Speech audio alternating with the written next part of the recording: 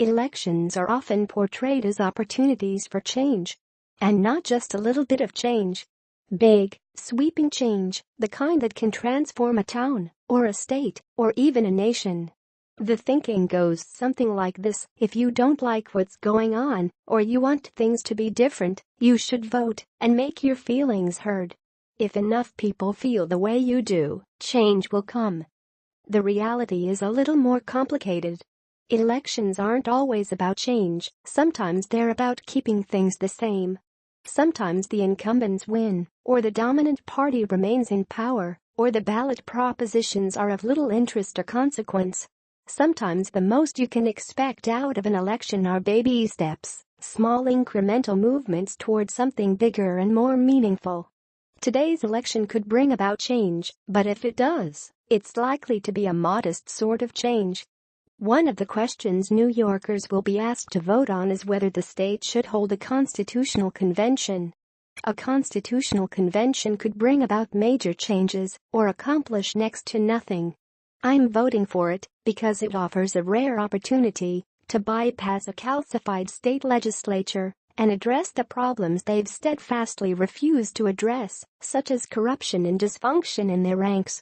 And of course, there's no guarantee a constitutional convention would do the things I want it to do, and since voters appear to be leaning against it, concerns about a constitutional convention being dominated by lobbyists and political insiders will likely be moot after today. Voters might be wary of a constitutional convention, but they're all but certain to approve another measure that will hit corrupt legislators where it hurts: their pensions. This ballot item asks voters to amend the state constitution to allow judges to strip lawmakers, governor-appointed officials and other public officials of their pensions if convicted of a felony related to their official duties. As anti-corruption measures go, this is pretty weak tea. It's unlikely to deter corrupt officials from engaging in corruption and does nothing to address the culture of corruption that enables bad behavior. But it's still a no-brainer, a simple way to ensure that taxpayers aren't subsidizing plush benefits for felons.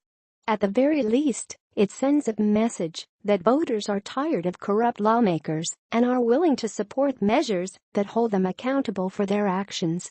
It's a baby step, the first of many, if we're lucky. Changing the culture of corruption in Albany won't be easy or quick.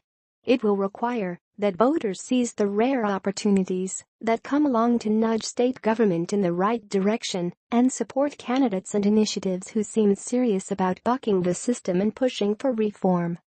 We can't fix the system overnight, but we can make small fixes and adjustments.